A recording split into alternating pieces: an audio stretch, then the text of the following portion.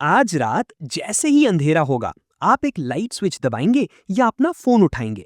कमरा रोशनी से भर जाएगा और आप इस नॉर्मल सी चीज के बारे में एक सेकंड भी नहीं सोचेंगे। लेकिन ह्यूमन हिस्ट्री के 99.9% टाइम तक ये स्विच एग्जिस्ट ही नहीं करता था। सिर्फ 150 साल पहले तक इस पूरी धरती पर इलेक्ट्रिक लाइट का एक भी बल्ब नहीं था।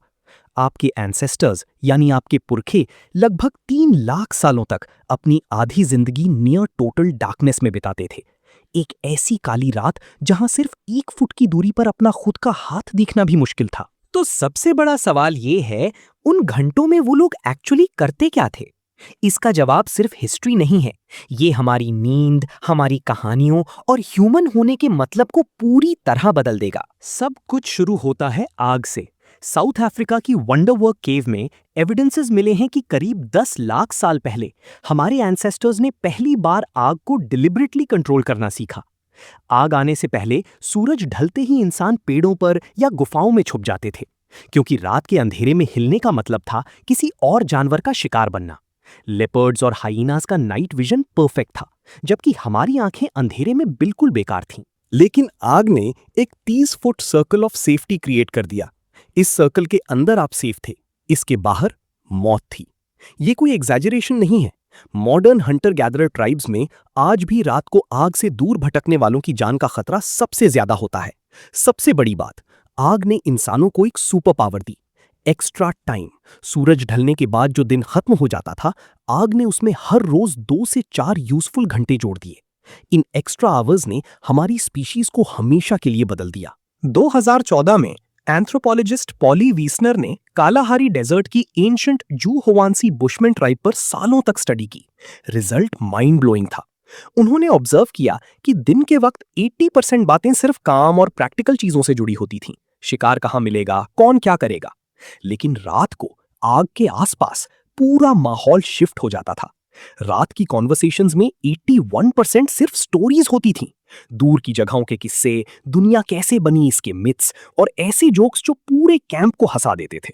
वीसनर कहती हैं कि कैंप फायर ही हमारा ओरिजिनल थिएटर, ओरिजिनल क्लासरूम और ओरिजिनल मंदिर था। आग की रोशनी में इंसानों ने करंट रियलिटी से आगे सोचना सीखा।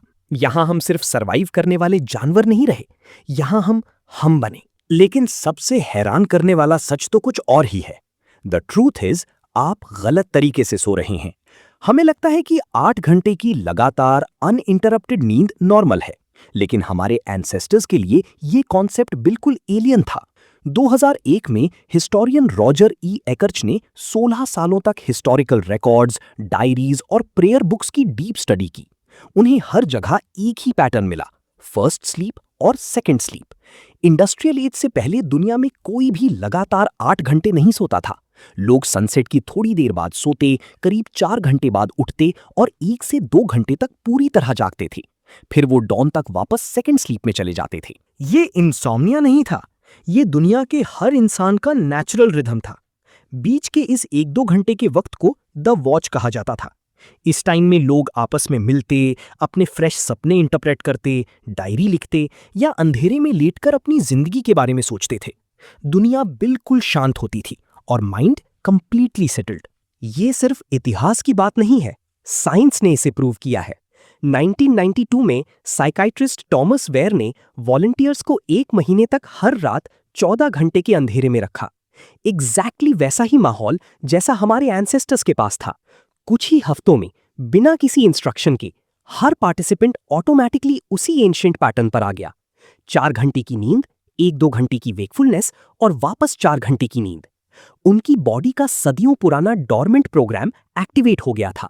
वेयर ने डिस्कवर किया कि इस 2 घंटे के बीच वाले वक्त में पार्टिसिपेंट्स के ब्रेन्स में प्रोलैक्टिन हार्मोन अनयूजुअली हाई होता था। ये वही हार्मोन है जो डीप मेडिटेशन के टाइम रिलीज होता है। लोग इतने पीसफुल थे जितना उन्होंने पहले कभी फील नहीं किया था। इंटरेस्टिंग बात यह है कि इंडियन ट्रेडिशंस, आयुर्वेद और योगा में सुबह 4 से 6 बजे के इसी वक्त को ब्रह्म मुहूर्त कहा गया है। ये ध्यान और क्लैरिटी के लिए सबसे बेस्ट वक्त माना जाता है। हमारे पुरखे हजारों साल पहले इस deeply peaceful high clarity state को जीना जानते थे। तो फिर ये सब गया कहाँ? Simple answer, light.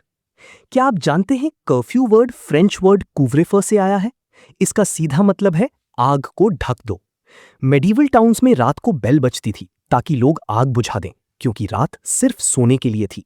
रात को बिना लैंटर्न बाहर निकलना लिटरली इल्लीगल था। लेकिन आज आप सनसेट के बाद एवरेज 7 से 8 घंटे आर्टिफिशियल लाइट में बिताते हैं। आपके फोन और लैपटॉप की ब्लू लाइट आपके ब्रेन को कंफ्यूज करती है। रात के 11 बजे स्क्रीन देखते वक्त आपके ब्रेन को लगता है कि अभी दिन है। मेलाटोनिन रिलीज डिले हो जाता है और मिलियंस ऑफ इयर्स में इवॉल्व हुई आपकी सर्केडियन रिदम पूरी तरह डिसरप्ट हो जाती है। 3 लाख साल की प्रोग्रामिंग एक स्क्रीन ने तोड़ दी। और अब आता है वो हिस्सा जो आपसे पर्सनली जुड़ा है। आप में से बहुत लोग रात को 2 या 3 बजे अचानक उठ जाते होंगे। हम पैनिक करते हैं, एंजाइटी में आते हैं कि मुझे नींद क्यों नहीं आई। इसे इंसोम्निया कहते हैं और एक डिसऑर्डर मानकर गोलियां खाते हैं। लेकिन एक सेकंड के लिए सोचिए, क्या हो अगर ये कोई डिसऑर्डर नहीं है? क्या हो अगर आपकी बॉडी मिलियंस ऑफ इयर्स की बिल्ट इन प्रोग्रामिंग को याद करते हुए वही कर रही हो जिसके लिए उसे डिजाइन किया गया था? क्या हो अगर रात का वो 2 बजे का वक्त ह्यूमन माइंड का सबसे पीसफुल और रिफ्लेक्टिव मोमेंट हो? 3 लाख साल तक आपके पुरखे एक रिदम में जीते थे। वो आग के पास कहानियां सुनाते जिन्होंने पूरी सिविलाइजेशन खड़ी कर दी। उनकी रात इतनी डार्क होती थी कि मिल्की वे देखने के लिए किसी पहाड़ पर नहीं जाना पड़ता था। वो बस उनका अपना आसमान था। हर रात जब वो फर्स्ट और सेकंड स्लीप के बीच उठते थे तो शांति से अंधेरे में लेटकर अपनी जिंदगी, अपने सपनों और आने वाली सुबह के बारे में सोचते थे। हमने उस मैजिक को, उस शांति को एक लाइट स्विच के बदले ट्रेड कर दिया। और सबसे बड़ा अफसोस ये है कि हमारे में से ज्यादातर लोगों को कभी पता भी नहीं चला कि हमने क्या खो दिया।